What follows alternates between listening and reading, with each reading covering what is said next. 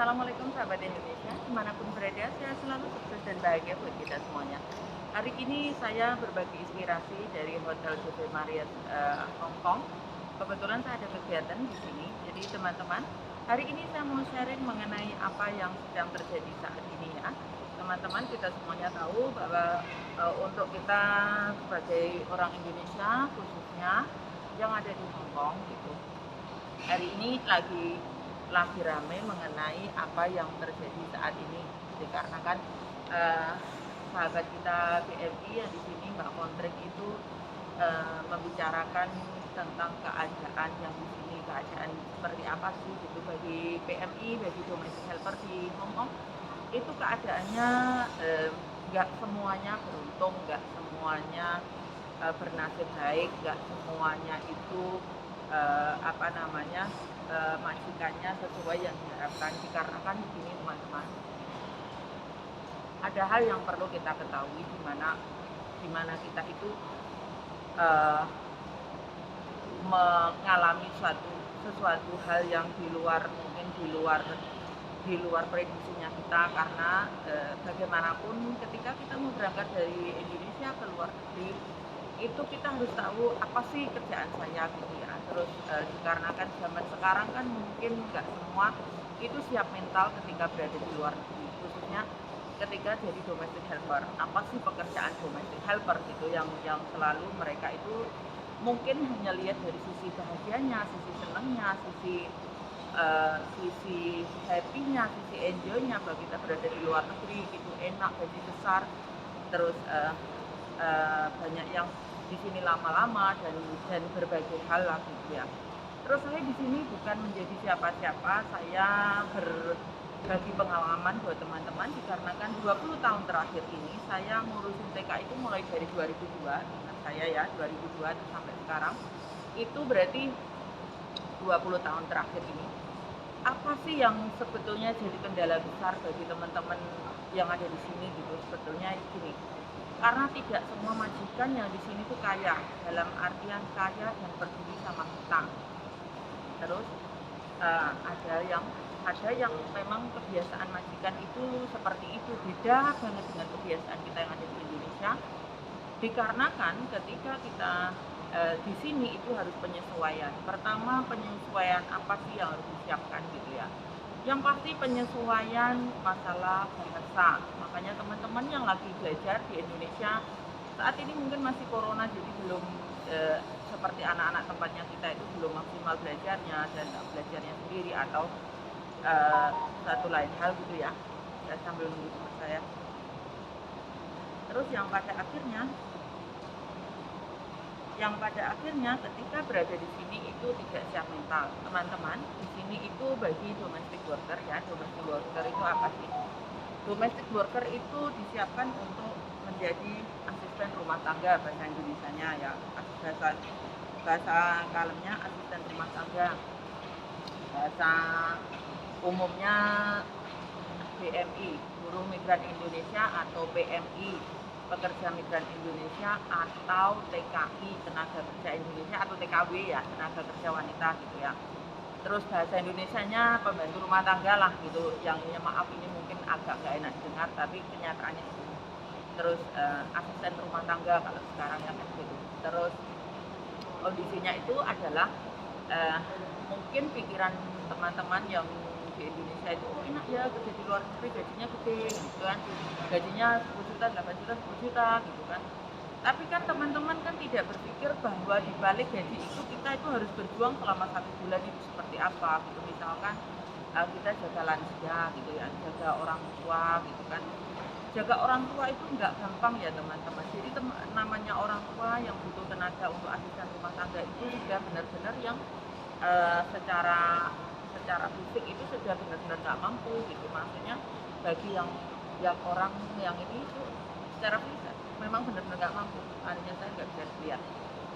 Nggak mampu dalam artian nggak mampu bekerja sendiri, nggak mampu berjalan, nggak mampu. Intinya sudah dalam keadaan kalau mempersiapkan diri bagi orang-orang yang sudah terbiasa pakai TC itu masih sehat pun pakai, tapi kalau bagi yang nenek-nenek yang mungkin di sini itu nggak semuanya kaya, nggak semuanya itu punya uang, jadi menengah ke bawah atau anyway lah gitu ya. Terus anak-anaknya sibuk, misalkan contoh nih ya, anak-anak sibuk terus akhirnya cari tenaga untuk menjaga emaknya atau bapaknya gitu, maksudnya bapaknya atau mamanya gitu ya. Terus itu kan kondisinya mereka itu tidak selalu dalam keadaan secara finansial, namanya nenek kakek itu kan sudah pensiun ya, sudah retired, jadinya nggak mungkin terus sudah nggak bisa ngapa-ngapain, otomatis kita menjaga. Terus untuk makanan, untuk apa itu yang sering jadi keluhan dikarenakan begini, kalau namanya nenek-nenek itu kan makanannya mungkin ya makanan nenek-nenek kayak makanan matbela, khas vermouth, itu kalau pagi khas vermouth, oh siang mie, malam baru nasi. Tapi memang kebiasaan orang luar negeri, khususnya Hong Kong, makan nasi itu hanya satu kali. Ini yang selalu jadi teman-teman harus siap mental dari bawah ya. Terus bagi orang Hong Kong itu kalau makan itu nasi ya satu kali, itu pun kadang, kalau enggak kadang nggak makan nasi gitu. Makan mie atau makan bubur atau makan pizza atau lainnya lah. Sedangkan kita orang Indonesia itu kalau nggak makan nasi itu stres gitu kan teman-teman. Kita nggak bisa kayak, nggak usah ngomong siapa-siapa, saya sendiri meskipun makan pizza, meskipun makan pasta, meskipun makan mie, meskipun makan roti, sebetulnya judulnya itu karbohidrat, tapi namanya kita dari kecil sudah terbiasa makan nasi. Bahkan di Indonesia itu makan nasinya tuh 3 kali gitu, makan pagi nasi, siang nasi, malam nasi gitu. Sedangkan kita tidak setiap setiap hari makan nasi kan gitu kalau di sini ya kan. Terus ini yang selalu jadi kendala teman-teman tuh, selalu aku nggak dikasih makan, aku nggak dikasih makan, aku nggak dikasih makan. Makanya semua anak yang di PT kita udah kasih tahu, makanan di sini itu memang begitu sayang. Jadi kalian harus siap mental. Jadi di PT-nya kita itu pagi itu sudah minum susu, minum teh, makan roti 2 lembar, biar biar terbiasa. Siangnya makan mie atau malamnya baru makan nasi. Itu pun kalau saya ada, kalau saya nggak ada mereka terserah mau makan apa, kan kebiasaan mereka sendiri. Terus itu masalah makan, masalah pekerjaan kan. Yang concern kita kan selalu masalah makanan. Terus masalah pekerjaan, yang pasti pekerjaan itu nggak seindah orang ngomong gitu kan. Yang pasti karena kita itu tinggal di rumah itu sama majikannya, jadi seakan-akan kita sudah menjadi bagian dari mereka. Jadi mereka mungkin butuh apa, jam berapa gitu. Kadang-kadang majikan yang tidak mengerti itu main suruh-suruh aja gitu kan.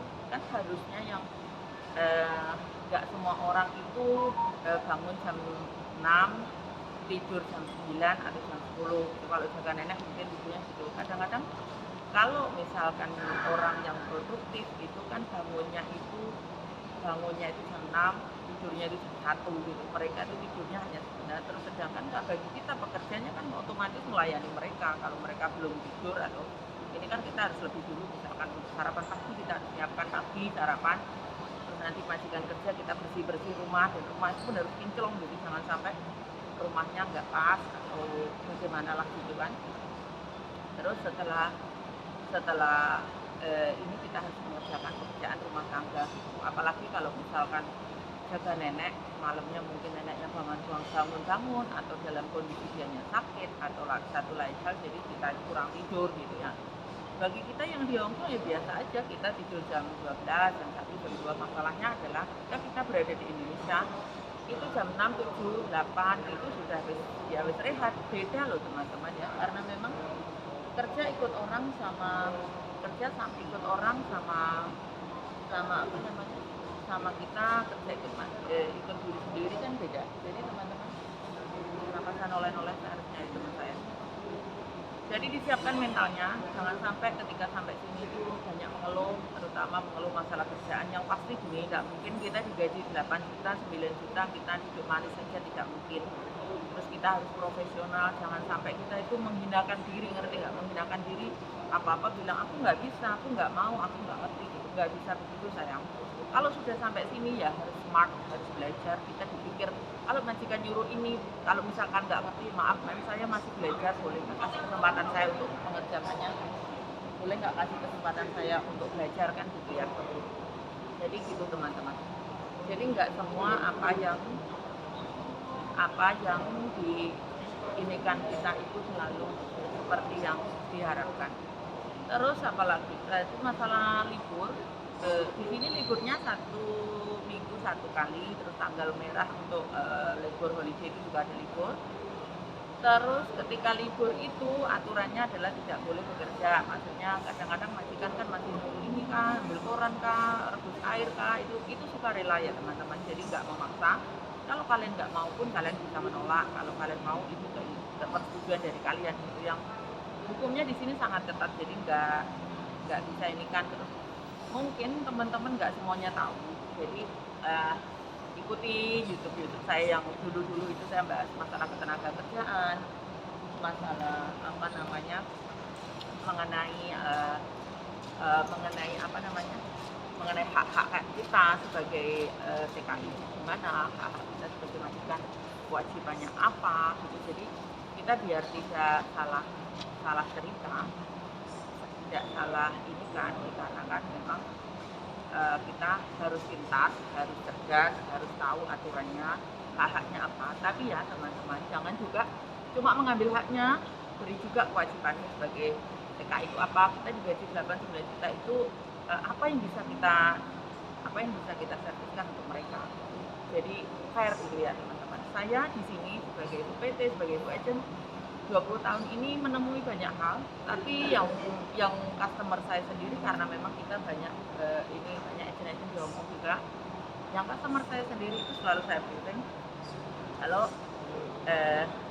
misalkan si anak ini, aku kan harus mengerti, oh anak ini tak interview, oh ini kamu gimana sifatnya seperti apa. Terus saya harus ngomong juga nanti kedua-duanya saya kasih tahu, kalau ambil video itu harus gini, kalau dari Indonesia harus gini.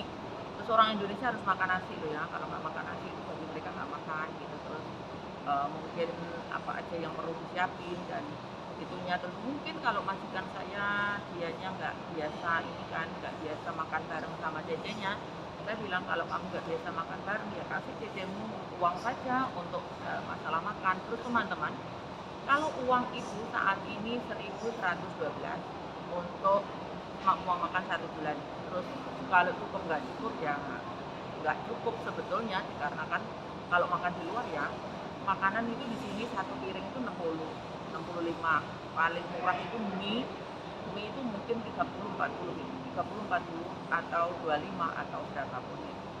Sebetulnya uang segitu itu nggak cukup, tapi kan itu sudah standar dari pemerintah gitu kan. Jadi nggak pinter-pinter kalau kita misalkan dikasih uang makan 1.112 itu kita bisa dibelanjakan gimana caranya cukup gitu, terus dibelanjakan ke pasar tradisional yang mungkin nggak terlalu mahal. Tapi kalau misalkan kalian belanjanya di supermarket, of course nggak cukup gitu teman-teman. Terus apalagi mengenai makanan, mengenai libur juga, mengenai gaji ya teman-teman. Untuk gaji itu di sini standarnya 4630 itu duit Indonesia sekitar 8.500.000. Terus itu bagi teman-teman yang nggak punya lembur itu kotor, dikarenakan dia harus mengeluarkan, misalkan dia libur, itu kan kebutuhan pribadi. Kalau kebutuhan pribadi itu nggak selalu sama, maksudnya ya mungkin saya cukup dengan 500 sebulan, terus mungkin teman lain nggak cukup 500 sebulan, atau mungkin 1.000 sebulan, atau mungkin punya kebutuhan lain yang kita tidak tahu gitu ya.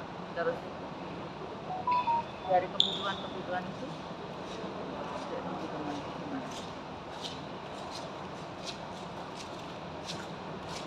dari kebutuhan itu kan kita harus menyiapkan untuk diri kita sendiri, untuk kita mungkin pengen mau jika hai CP Mari atau dong Angelina dong Sumiati ini juga hai cukup ya bumi misalnya takutnya ayah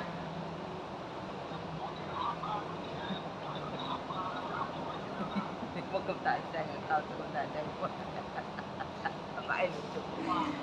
Mau jalan Angelina hai Hong Kong Park trên căn fan này cái nhiều tại khởi fan này đang ngồi tập bự fan này.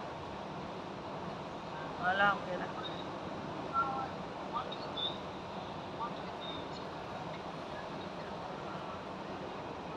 Hai.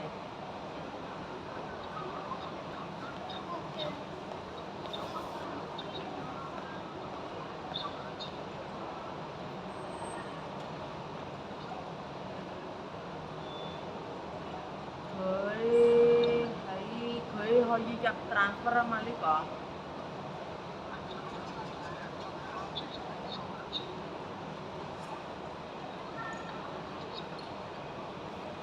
Nói trên kênh làm cảnh ngồi trên live của anh có tròn đây đó là bà này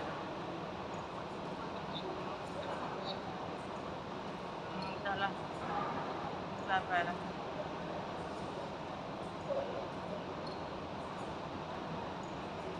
Bapak yang ngomongin kerjaan dia kalau telepon saya nggak saya iniin nanti saya cari-cari kan. Tadi ngomong sampai mana ya teman-teman? Masalah pengeluaran kita kan nggak selalu pengeluaran yang kita itu sesuai gitu kan, nggak selalu mungkin 1.000 atau mungkin 500. Jadi teman-teman berapapun pengeluaran itu sebenarnya kan dari diri kita sendiri. Jadi kalau misalkan saya share, oh gaji sekian, memang nggak beli softtek, memang nggak beli kopi, memang nggak beli apa, memang nggak beli apa. Ya itu kan kebutuhan pribadi kita kan nggak bisa menghitung. Kalau saya kan ngomongin global, misalkan kayak ceceku gitu kan, itu compare aku sebagai majikan gitu. Ceceku gajinya 6.000, terus dia memang nggak libur, terus ini dia jadi untuk kebutuhan pribadi dia juga sudah tak cukupin, dalam artian makan tiap hari ya saya makan apa dia makan apa, karena memang kita orang Indonesia jadi kan beda gitu kan. Terus kalau misalkan orang Hongkong kan mungkin memang kebiasaan mereka itu makan sayur sedikit, makan apa-apa sedikit, bukan karena pelit, memang ya sudah begitu kebiasaannya. Mereka itu bukan orang kita yang kalau misalkan masak satu panci besar terus setelah itu dimakan berhari-hari, tidak. Mereka hari ini makan apa ya makan apa, dan dipas semuanya, sudah pipih semuanya harus fresh, semuanya harus ini. Itu yang jadi kebiasaan kita, mungkin kita tidak memahami bagaimana sih ketika kita ada di luar negeri itu seperti apa sih kan gitu. Terus yang fatal lagi ketika kita tidak sesuai, tidak sambil nunggu teman ini, tidak sesuai KRP, tidak sesuai ininya, terus banyak juga majikan yang nggak begitu peduli masalah itu. Terus kalau misalkan mereka nggak peduli gimana Bu gitu kan? Kalau mereka nggak peduli ngomong, maaf nyonya, maaf ibu, guys, saya untuk makanan saya persiapannya seperti apa, saya nggak bisa makan seperti ini. Jadi didiskusikan. Terus tak kasih tahu ya teman-teman, di Hongkong itu majikan itu adalah orang Cina, jadi nggak bisa kita ambil perasaannya, nggak bisa. Kita harus ngomong seadanya, kita harus ngomong sejujurnya. Kalau misalkan nggak nyaman ya nggak nyaman, ngomong aja. Gitu ya teman-teman, apa yang bisa saya share dari ini dari JV Marriott Hongkong di Admiralty. Waktunya saya harus ada kegiatan. Terima kasih untuk share-nya hari ini.